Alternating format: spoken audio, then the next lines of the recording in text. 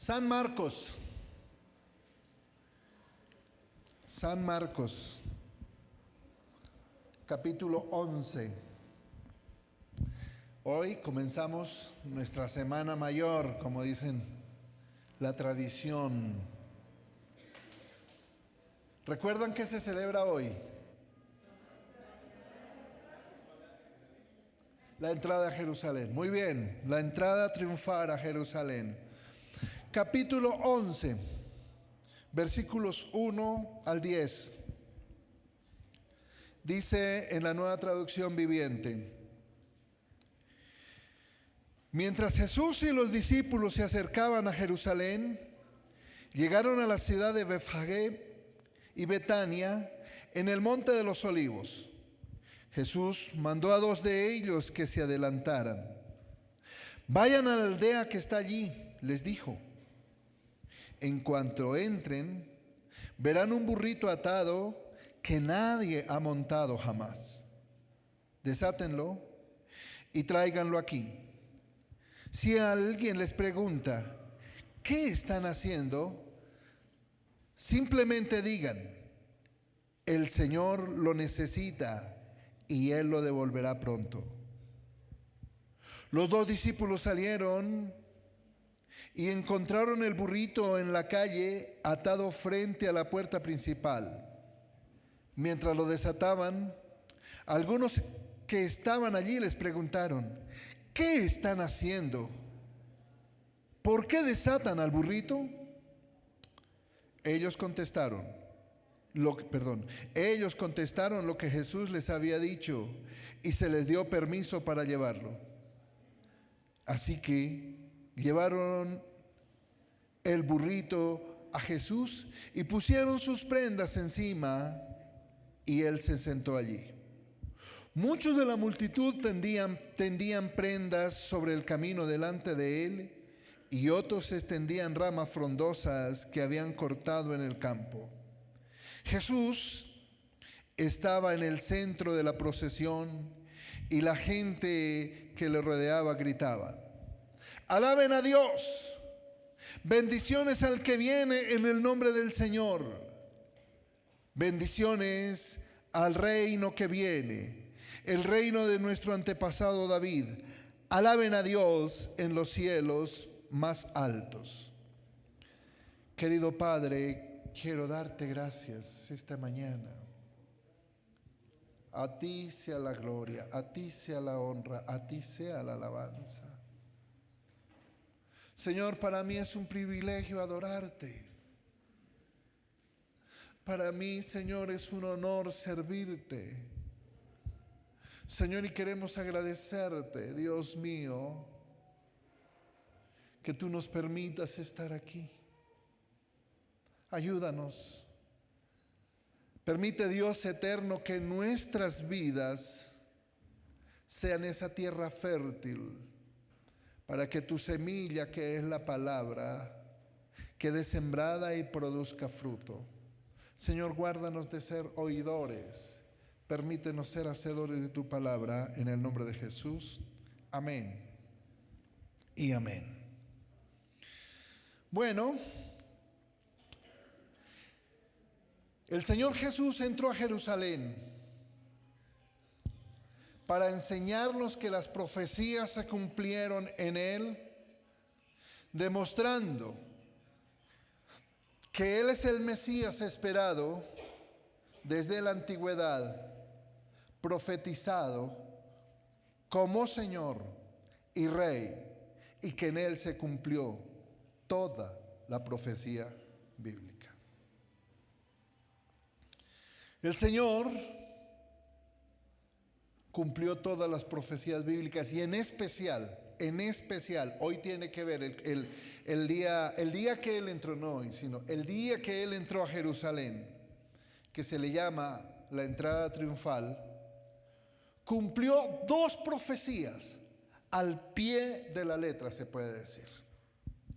Cumplió la profecía, una parte de la profecía de las 70 semanas, una parte, y cumplió la profecía está en Daniel 9:25, y también cumplió la profecía de Zacarías 9:9.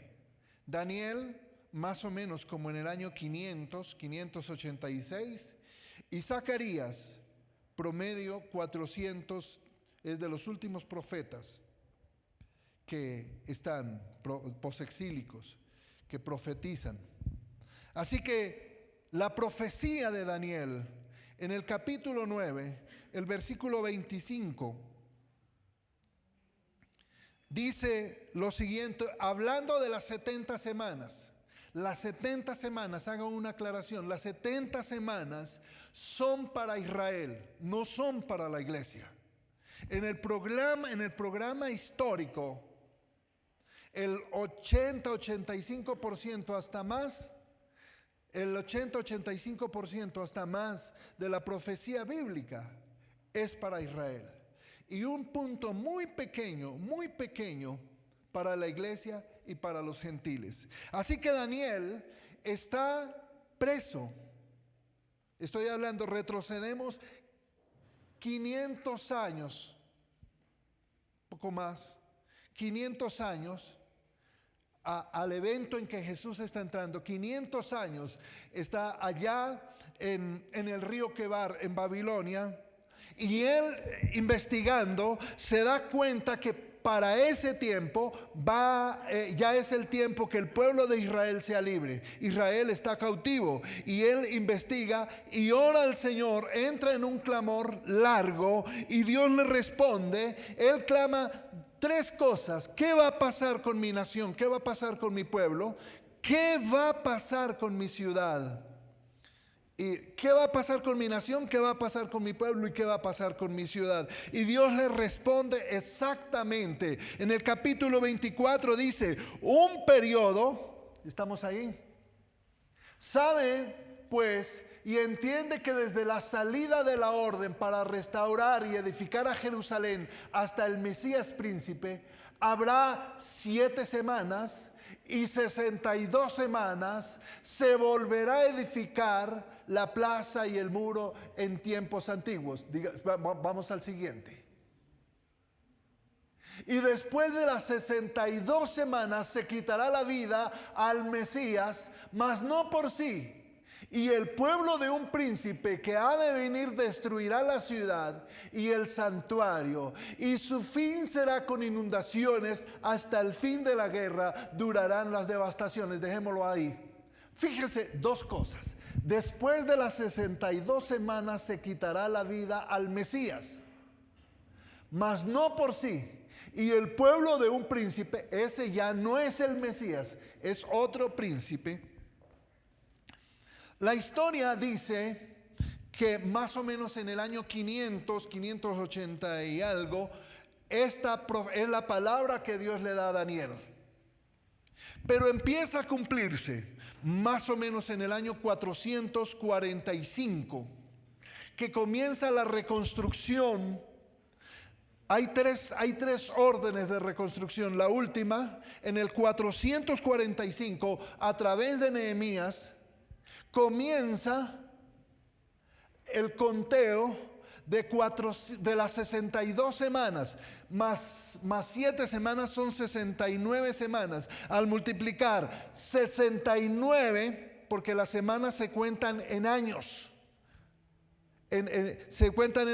al multiplicar 69 por 7 da 483. Desde el momento en que se comienza la construcción del muro hasta la entrada triunfal, o esos 483 años que muestra, de multiplicar 70 por 69, ¿cuánto da los matemáticos? 483. Es decir, desde el momento en que se comienza la reconstrucción del muro hasta la entrada de Jesús como rey, se completan 483 años, exactamente. Ahora, muchos se preguntan, ¿por qué no se cuentan cuando Él aparece, cuando Él nace? ¿O por qué no si cuando Él es ungido como el Hijo de Dios? El texto claramente dice hasta el Mesías príncipe. ¿Cuánto es que Jesús se da a conocer como Mesías príncipe? El día que entra a Jerusalén como rey. Es ahí que Él entra y todo el pueblo dice que hay más o menos, recuerden que ese día hay una fiesta que se celebra. ¿Cuál era? La Pascua. La Pascua. En esa semana se celebra la Pascua. Y Jesús entra y se dice que hay más o menos 2 millones de personas. ¿Por qué? Porque para ese tiempo viene de todas las partes de Israel a celebrar la Pascua en Jerusalén. Así que en el Señor Jesucristo se cumple ese día el cumplimiento profético que 500 años como mínimo se había profetizado. Lo mismo se cumple la profecía de Zacarías al pie de la letra, Zacarías 9:9. Alégrate mucho, hija de Sión, da voces de júbilo, hija de Jerusalén. He aquí que viene tu rey, vendrá a ti justo y salvador, humilde y cabalgando ¿qué? Sobre un asno, sobre un pollino, hijo de asna. ¿Cómo entró Jesús?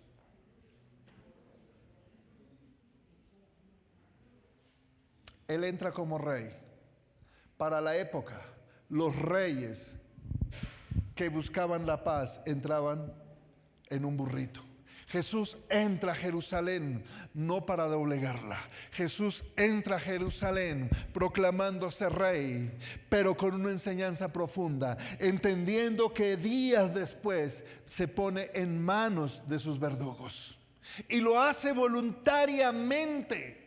Lo hace absolutamente voluntario. Es que Cristo es la profecía misma cumplida. En Cristo se cumple todo lo que en Él fue dicho. Y aquí vengo diciéndoles en esta hora, mis amados, si se dijo que vendría y vino, si se dijo que moriría y murió, resucitó, Él prometió que volvería. Déjenme decirles, amados, que seguimos predicando que Él vendrá. Déjenme decirles que seguimos proclamando que Él es santo y todos los que le seguimos debemos ser santos, porque para Él fue el precio muy alto. Él vive por los siglos de los siglos y nosotros somos sus adoradores.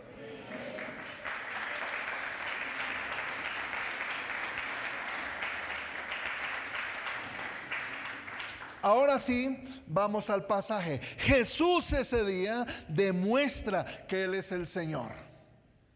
Entendiendo el pasaje, leyendo nuevamente el pasaje de Marcos,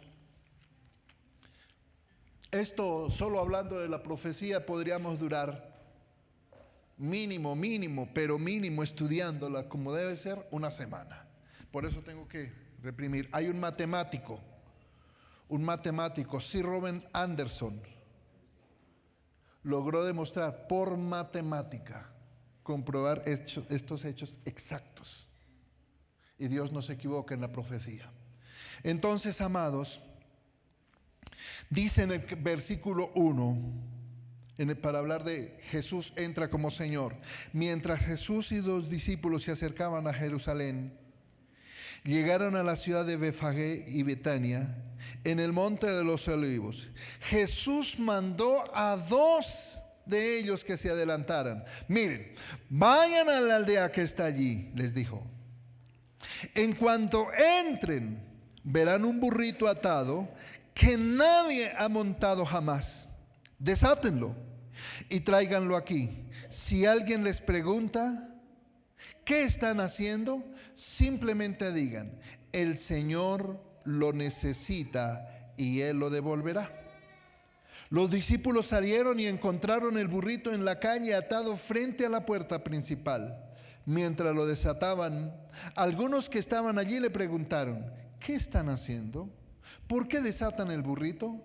Ellos contestaron lo que Jesús había dicho y se les dio permiso para llevarlo. Y llevaron el burrito a Jesús y lo pusieron y pusieron sus prendas encima y él se sentó allí. A mí me llama la atención esto. ¿Cómo saber que Jesús sabía justo que cuando él se proclama rey y va entrando a Jerusalén, quién le dijo que había un burrito con su mamita? Perdón por señalarlo a él. No, por favor, no lo confundan.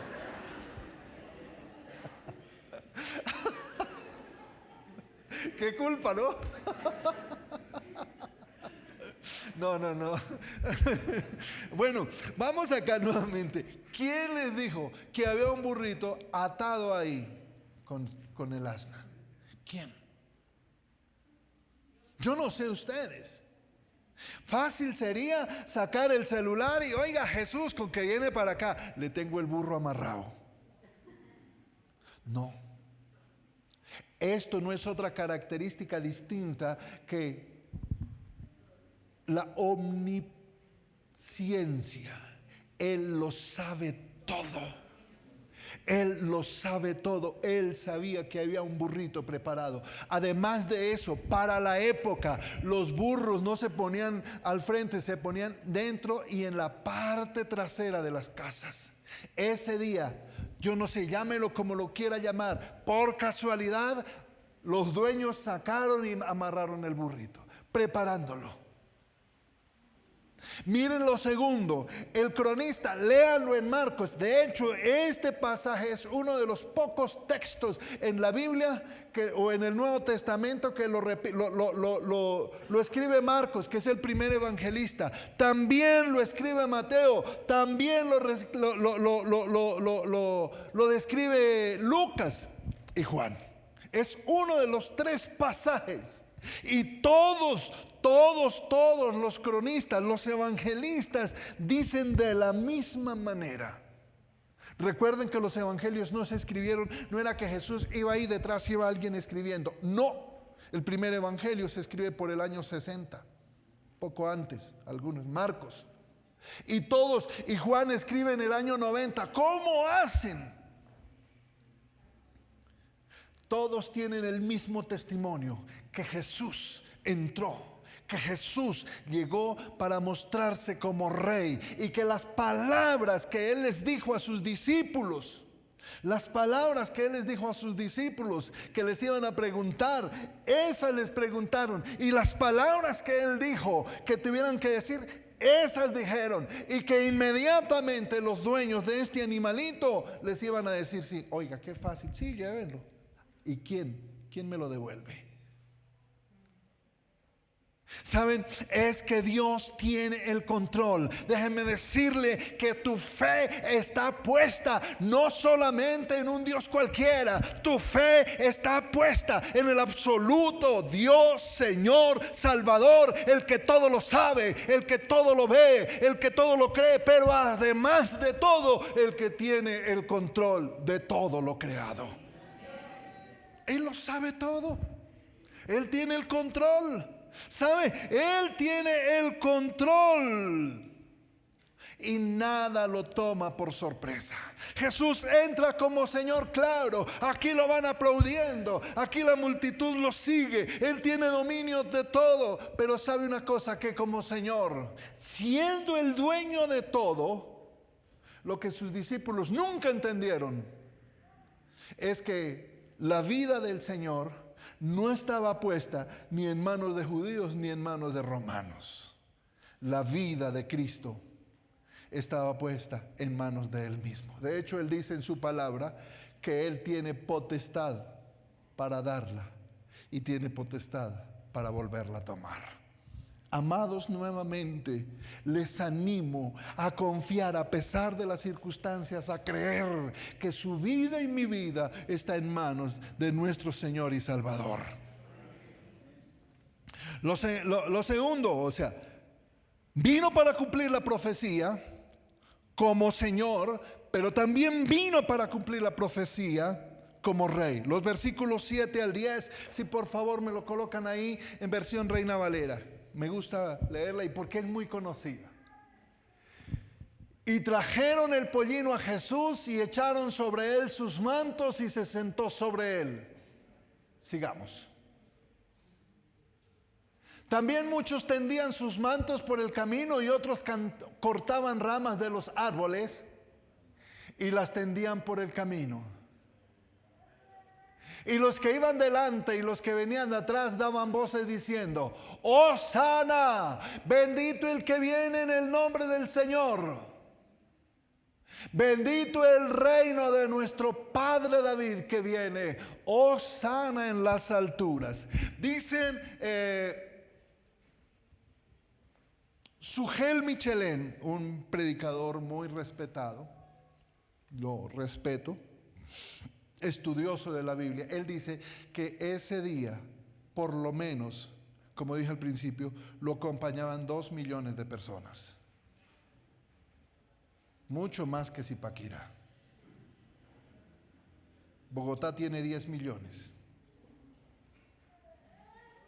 Empiecen a pensar cuánta gente seguía a Jesús, porque les dije, ese día se celebraba Pascua, así que vinieron de todos los lugares.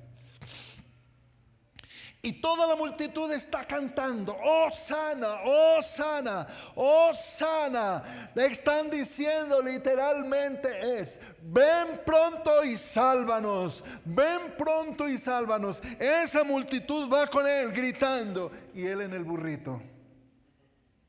¿Y el burrito? Se me olvidaba decirles, ¿quién se ha montado en un cabalgar que el animal no haga nada? Lo primero hay que amansarlo. Esa vaina brinca, yo sé lo que les digo.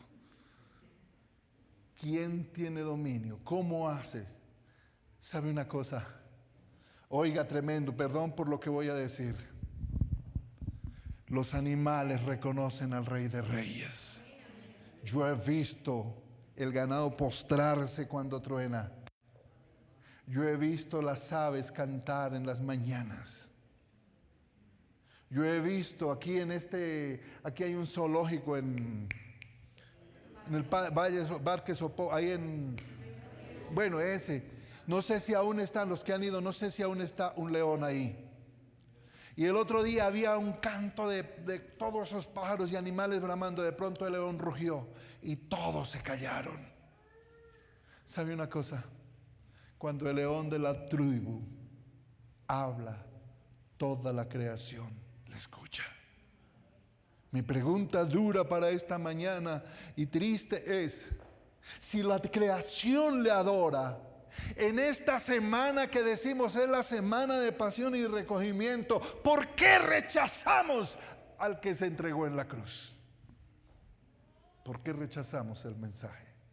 ¿Por qué la gran multitud de los que hoy seguramente están allí cortando ramos lo aclaman, pero no le obedecen?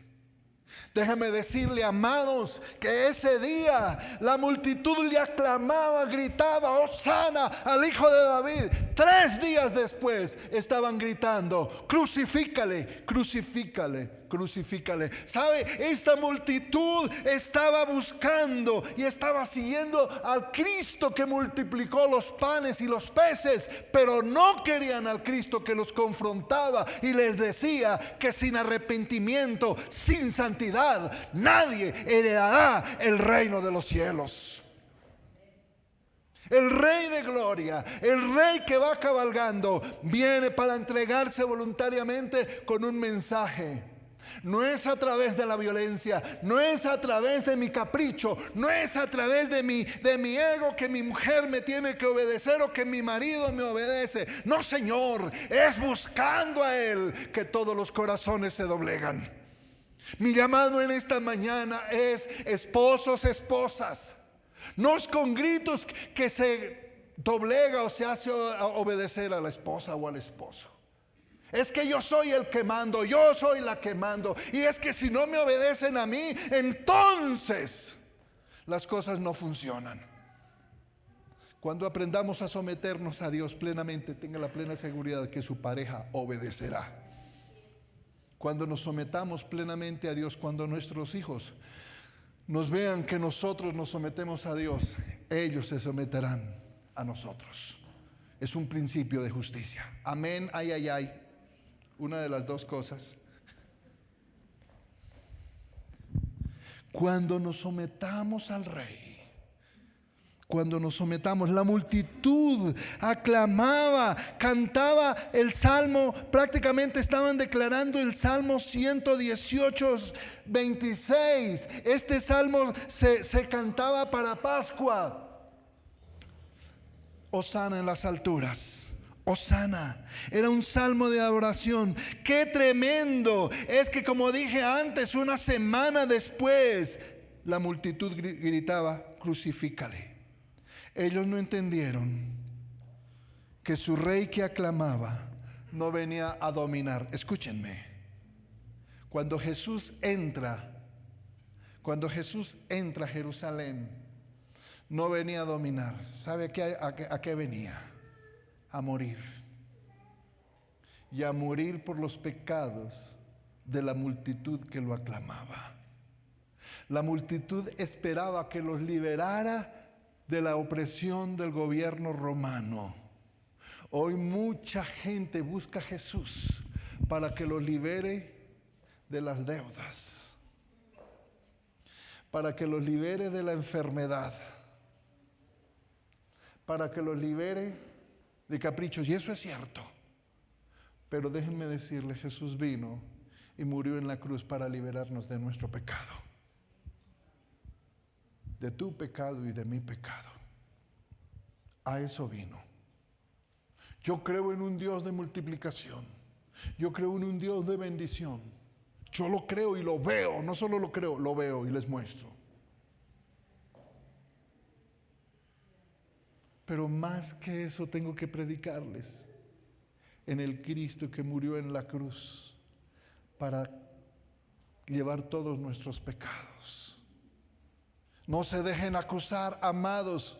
No se dejen acusar de nada ni de nadie de tu pasado.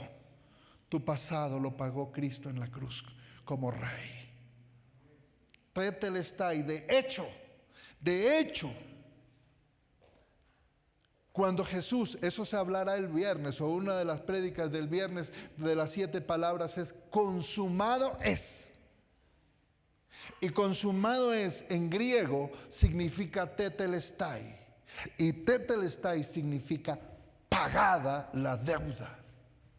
Eso significaba cuando se colocaba un sello, cuando nosotros tenemos que usar un pagaré y finalmente terminamos, el banco o quien le debemos, en el banco especialmente, coloca un sello grande y dice: pagado.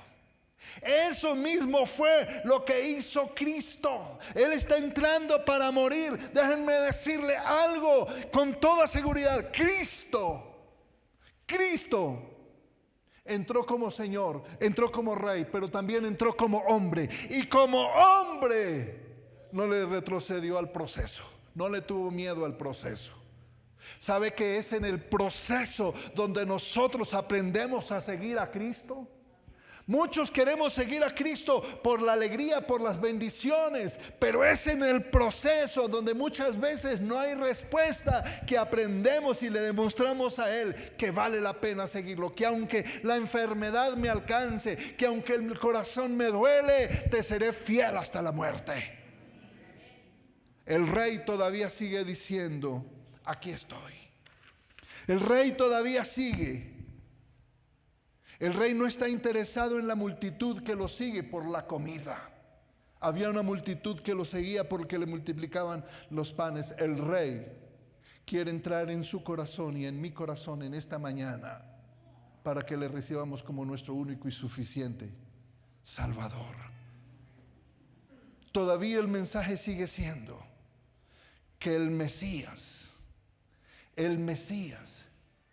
vino para darnos vida eterna, para señalarnos el camino al cielo. Permítame concluir de la siguiente manera. El Señor Jesucristo entró a Jerusalén para cumplir la profecía, mostrándose como Dios, como Rey y Mesías Salvador de la humanidad. Te pregunto en esta mañana, ¿cuáles son sus expectativas corrijo mi lenguaje. Pregunto, ¿cuáles son sus expectativas para aceptar al Mesías como Salvador?